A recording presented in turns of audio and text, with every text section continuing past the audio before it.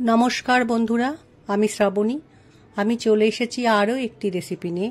চলো রেসিপিটি তাহলে একবার দেখে নিই। আজকের রেসিপি ম্যাঙ্গো হালুয়া। আমরা সুজি দিয়ে অনেক রেসিপি তৈরি করি। আজ আমি যেভাবে সুজিটা বানাবো, এভাবে সুজি বানালেও খেতে কিন্তু খুব সুস্বাদু হয়। রেসিপিটি প্রথম থেকে শেষ পর্যন্ত দেখার অনুরোধ রইল। ম্যাঙ্গো হালুয়া বানানোর জন্য অবশ্যই পাকা আম লাগবে। আম ভালো করে ধুয়ে নিয়ে কেটে নিয়ে আমি মিক্সিতে পেস্ট করে নিয়েছি। এই রকম সুন্দর একটি পেস্ট তৈরি করে নিতে হবে। সুজি বানানোর সময় একটু দুধ ব্যবহার করব বলে আমি পরিমাণ মতো দুধ নিয়েছি। সুজির মধ্যে আমের পাল্প দেব বলে অল্প পরিমাণ চিনি নিয়েছি। দুধের মধ্যে চিনিটা দিয়ে ভালো করে চামচ দিয়ে একটু মিশিয়ে রেখে দেব।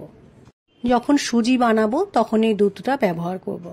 একটা ননস্টিক প্যানে ঘি দিয়ে ঘিটা প্রথমে গরম করে নেব। ঘি গরম হয়ে গেছে, এই সময় কতগুলো কাজু দিয়ে কাজুটা একটু ভেজে নেব।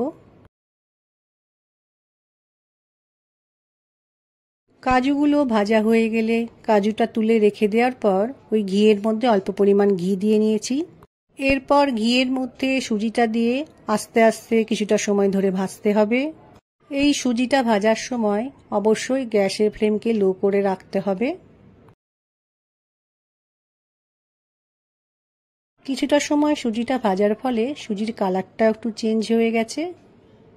আমি আরও কিছুটা সময় সুজিটা ভেজে নেব। সুজিটা ভালো মতো ভাজা হয়ে গেছে। এই সময় চিনি মিশিয়ে রাখা দুধটা সুজির মধ্যে দিয়ে ভালো করে একটু মিশিয়ে নেব। সুজির মধ্যে দুধটা মেশানোর পর সুজিটা বারে বারে একটু নাড়তে হবে যাতে সুজিটা পুড়ে না যায়।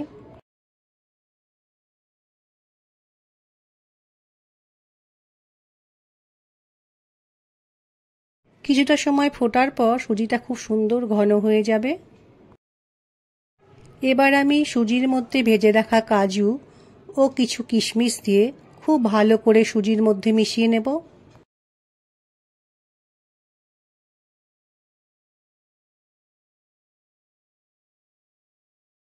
মিক্সির মধ্যে আমি কিছু পাকা আম দিয়ে একটু পেস্ট করে নিয়েছিলাম, সেটা আমি বোলের মধ্যে রেখে দিয়েছি।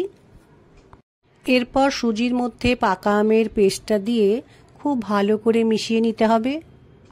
গ্যাসের ফ্লেমকে লো করে রেখে সুজি ও আমের পেস্টকে ভালো করে মিশিয়ে কিছুটা সময় বারে বারে নাড়তে হবে যাতে পুড়ে না যায়। এভাবে সুজি বানিয়ে ঠাকুরের ভোগেও দেওয়া যেতে পারে। অনেক বাচ্চারা আম খেতে চায় না, এইভাবে বানিয়ে তাদের খাওয়ানো যেতে পারে। তোমরা চাইলে সুজিটা এরকম রাখতে পারো। আমি আরেকটু শুকনো করব বলে আরও কিছুটা সময় রান্নাটা করে নিচ্ছি। পাকা আম দিয়ে সুজি বা ম্যাঙ্গো হালুয়া আমার কিন্তু তৈরি হয়ে গেছে।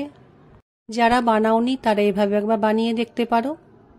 সুজিটাকে আমি এবার একটা প্লেটে পরিবেশন করে নিয়েছি। আশা করছি তোমাদের আজকের রেসিপিটি ভালো লাগবে।